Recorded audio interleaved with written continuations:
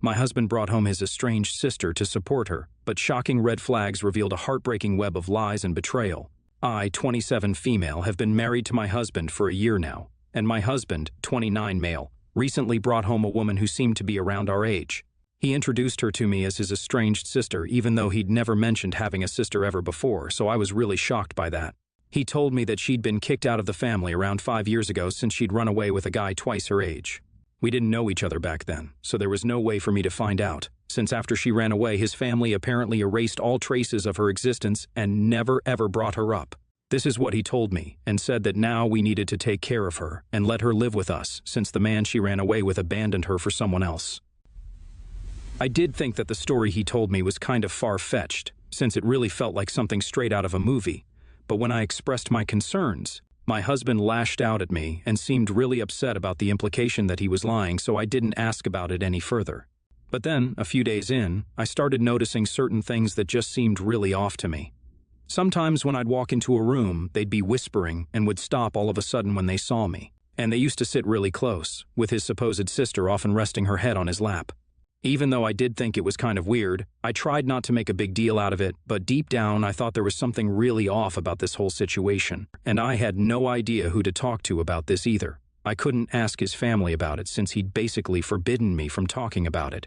And I certainly couldn't ask my own parents because they wouldn't like the idea of this and would probably end up going to his family anyway. So I decided that I had to find out the truth for myself since there were several red flags. They seemed way too close to be just siblings, but I couldn't say anything about it without upsetting my husband, and then he'd refuse to talk to me, and I would never find out the truth. So I decided to ask the one person from my husband's family I knew I could count on. The reason I knew my husband in the first place, my husband's first cousin, who happens to be one of my closest friends from high school.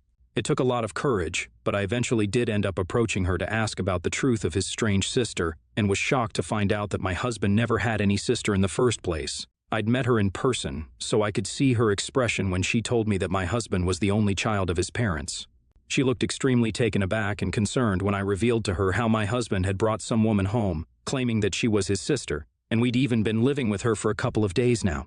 She confirmed that he had no sister, and when I showed her a picture of his so-called sister, she told me that she'd never seen this woman before.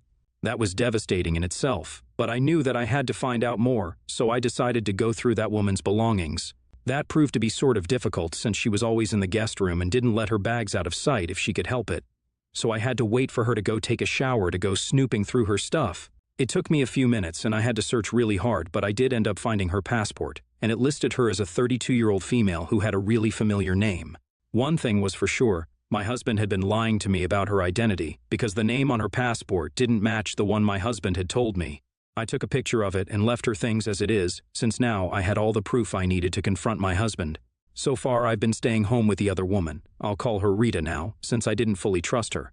And my husband didn't mind it since he believed that she could do with some company, even though we hardly even spoke to each other. And yesterday when my husband came back home in the evening, I pulled him aside as soon as he returned and confronted him with the pictures of his so-called sister's passport.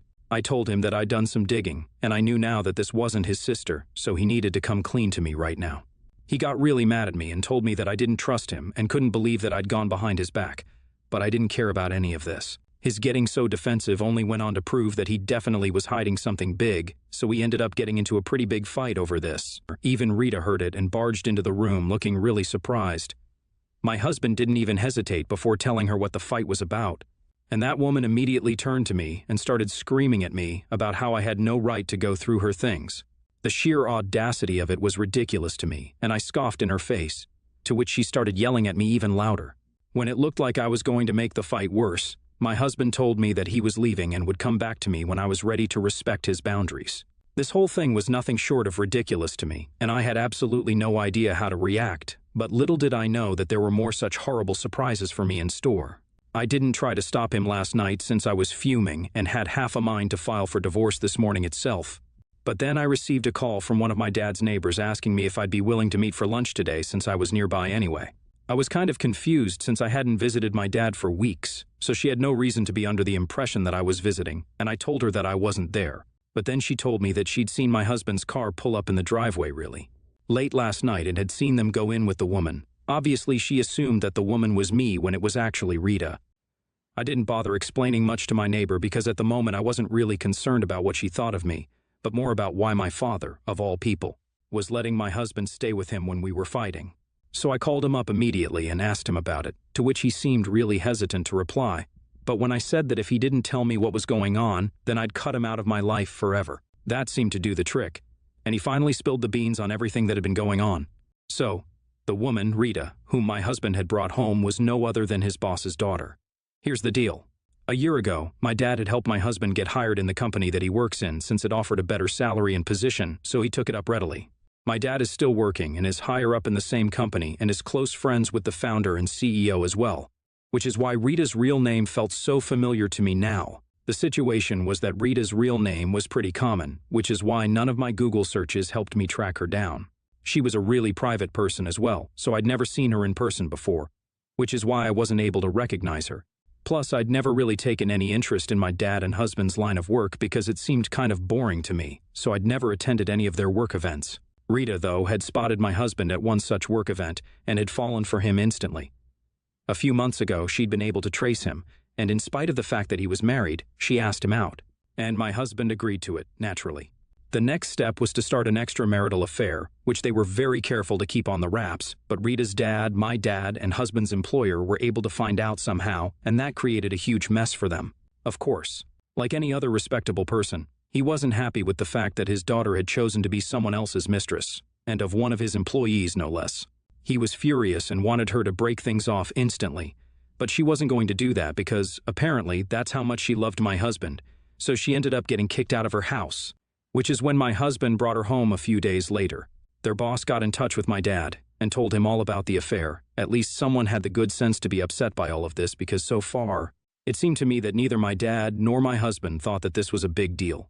Anyway, after my boss filled my dad in, he wanted them to put an end to all of this somehow, and even offered to promote both of them if they were able to convince Rita to come back home and leave my husband. But the woman is hell-bent and blatantly refuses to abandon my husband. My husband brought her to my dad's place last night since that was the only safe space for them, and my dad was obliged to take them in since it was his boss's daughter after all.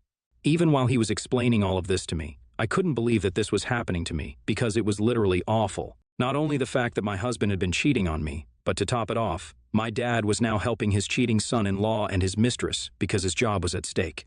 It literally felt as if I was a huge nobody to both of them, and they'd taken me for granted. I ended up sobbing for hours today, not a clue what to do next, because no matter what they'd done, they were still the two most important men in my life, and I couldn't bring myself to accept the fact that they screwed me over like this. I felt like crap for the entire day, but now I just want to do something to get over this. I know it sounds petty as hell, but I can't help it. That's how I feel right now. I want to hurt them way worse than they're hurting me right now, and want to make sure that they realize what a huge mistake they've made. I even know what I want to do, but it might effectively ruin all of their reputation. I know for a fact if I ask my old neighbor to click me a few pictures of the three of them together, she'll do it for me. And my husband didn't take his laptop with him. As far as I know, it's not password protected because he's never had to hide anything. But that might have changed in the recent few months. It's not a concern though, and with a little effort I'll be able to get through. I'm thinking about sending a mass email to all his CO workers about what's happening with him and their boss's daughter. I know it's petty and low, but that's what I want to do. I have no hopes of fixing my relationship with my husband or even my dad, so I might as well get my revenge. So, Wibta. If I sent out a mass email to all their CO workers telling them the truth, update 1, I did it. It's been a day since I sent out the email, and it's been crazy, not just for my husband but my dad, but for me as well. I got my neighbor to do a little snooping, and she managed to get me a few pictures of the three of them, my dad, my husband, and Rita, sitting around the coffee table, looking like they're arguing. And it definitely does seem like something is up, and that was all I needed.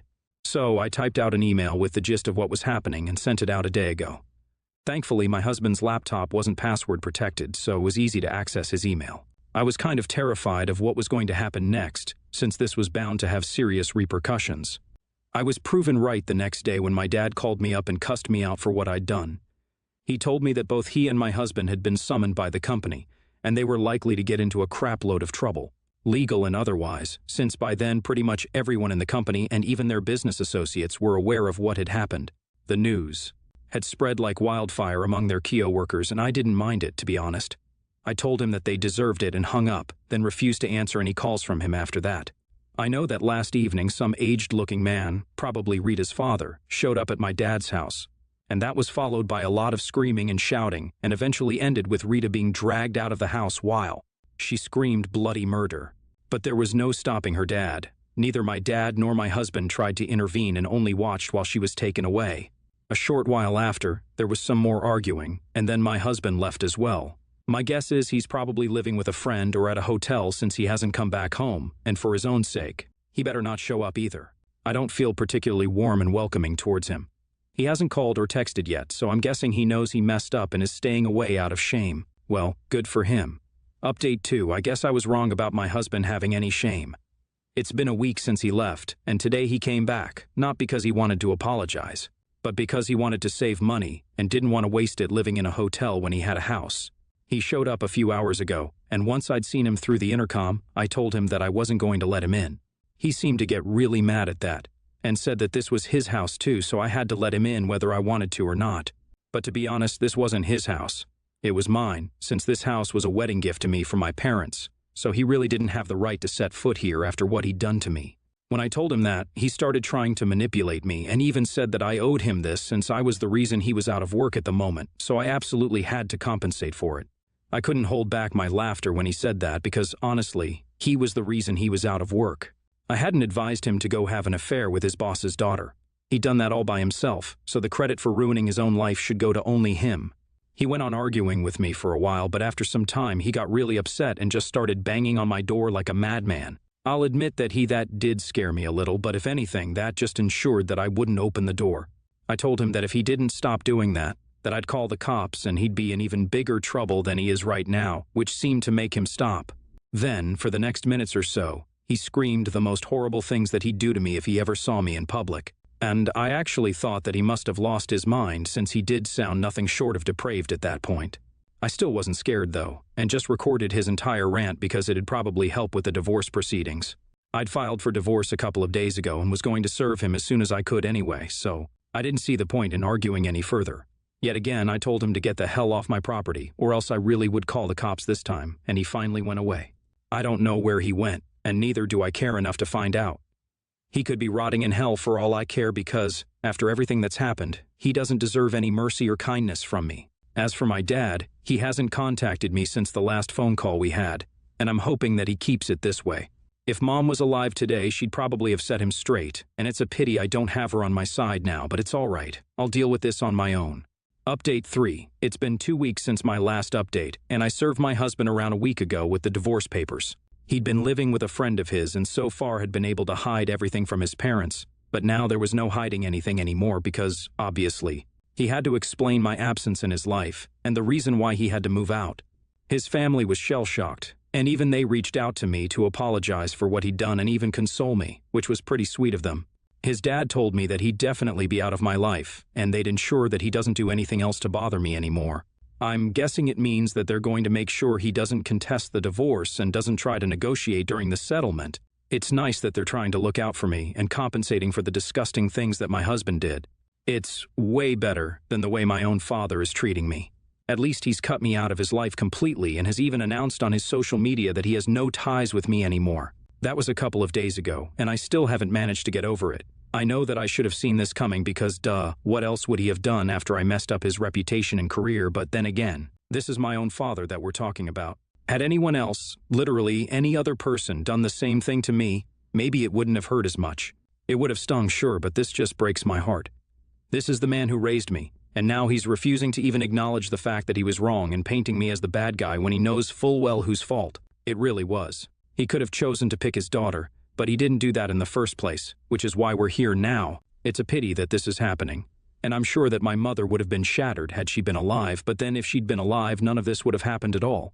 I'm grateful for my neighbor and my friend, though. They've been nothing but the most emotionally supportive friends I could have asked for. And they're really helping me find reasons to not give up on the world right now. They're checking up on me almost every other day, and I'm reminded that maybe my father doesn't love me, but some people definitely do, and that's enough for me. Update 4. Hey folks, it's been a month since I filed for divorce, and true to their words, my in-laws made sure that my husband doesn't contest a divorce. I don't know how they managed to do it, but I'm grateful that they did. I also wish that they could have stopped him from harassing me on call last night. I just began to get over this whole incident, but I was reminded yet again of just how cruel my husband was capable of being. Last night, he'd called me from a number I didn't recognize, and naturally, I answered it since I didn't expect it to be him. As soon as I answered the call, he started yelling all sorts of expletives at me and called me every derogatory name that he could think of. For the first few seconds, I barely even knew how to react to that and couldn't even believe that this was happening right now. He sounded pretty drunk and was slurring his words, and after I finally comprehended what was going on, I hung up immediately and tried to block that number.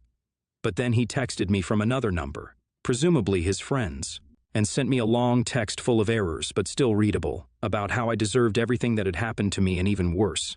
He even mocked how my own father didn't want me anymore, and taunted me by saying that even my dad didn't want me, then it was really unlikely that any husband would. He then went on to make fun of every single thing about me, and told me that he hated all of it, from the way I looked to the way I talked, and wished nothing but the worst for me.